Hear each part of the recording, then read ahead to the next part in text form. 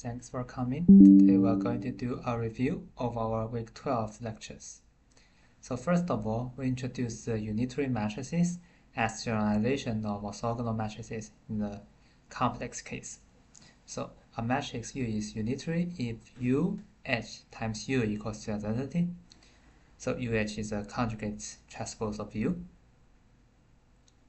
The columns and rows of U form an orthogonal basis. There are many good properties of unitary matrices. First of all, if we regard U as a linear transform matrix, then the unitary transforms preserve inner products. Therefore, the length of angles are preserved. That is to say, the length of Ux equals to the length of x. All eigenvalues of the unitary matrix U satisfy the condition that the modulus is 1. Eigenvectors corresponding to distinct eigenvalues of the unitary matrices are orthogonal to each other. Finally, the unitary matrices would omit diagonalization. U equals to S lambda S H, where lambda is a diagonal matrix. Unitary matrices represent length-preserving rotations and reflections in complex space, so is a generalization of the orthogonal matrix to the complex case. For the Hermitian matrices, they always have real eigenvalues and orthonormal eigenvectors. For unitary matrices, the eigenvalues lie on the unit circle with orthonormal eigenvectors, but the eigenvalues may not be real. We also have the skew Hermitian matrices. The skew Hermitian matrices K satisfies the condition that KH equals to negative K. Therefore, its eigenvalues are purely imaginary. So the skew Hermitian matrices are generalizations of the skew symmetric matrices for the real case. It just goes from the real case to the complex vector space. So complex linear algebra mirrors real linear algebra with a transpose to H, the conjugate transpose. And unitary matrices are the complex analog of orthogonal matrices in the real case. So finally, we talk about the similarity transform and the Jordan form of a matrix. So matrices of the form B equals to M inverse AM, where M is an invertible matrix, is called similar to the original matrix A, because they represent the same linear transformation in different coordinate systems. Similar matrices have identical eigenvalues and the related eigenvectors, while the x mapped to M inverse x. So it's the same linear transformation and the coordinate systems are changed.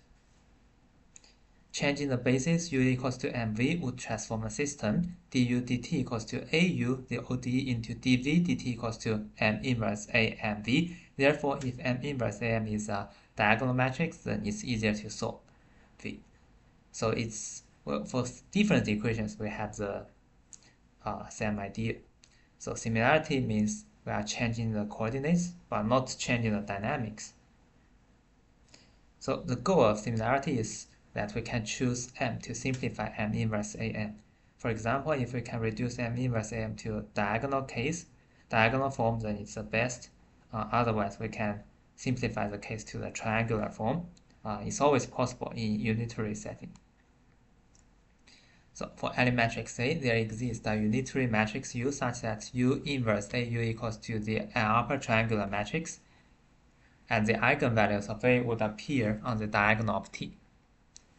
If A is symmetric or Hermitian, then U inverse AU is a diagonal matrix, and a full orthonormal eigenbasis exists.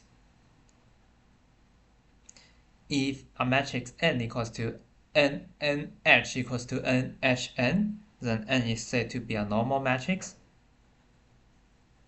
So there are two equivalent conditions. The sure form is diagonal, and there exists a complete orthonormal eigenvectors for the matrix N.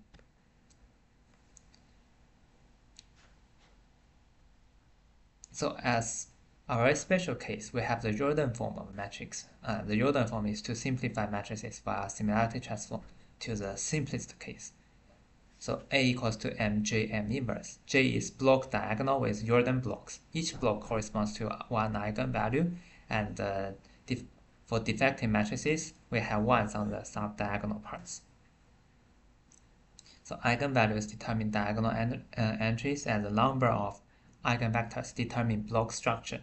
If two matrices are similar, then they have the same Jordan form. So the Jordan form could help us simplify the calculation of powers and exponentials of matrices. For example, AK equals to MJKM inverse, while EAT equals to MEJT M inverse. The Jordan blocks produce polynomial vectors. So the applications are straightforward. We can use this fact to calculate the difference equation or the differential equations. We can easily get the solution as AKU0 and EATU0, and then plug in AK and EAT. So finally, as a summary, if we have normal matrices, then it would allow for unitary diagonalization. If we have Hermitian or symmetric matrices, then they have real eigenvalues and they can always be diagonalized. For skew Hermitian matrices, they can also be diagonalized with purely imaginary eigenvalues.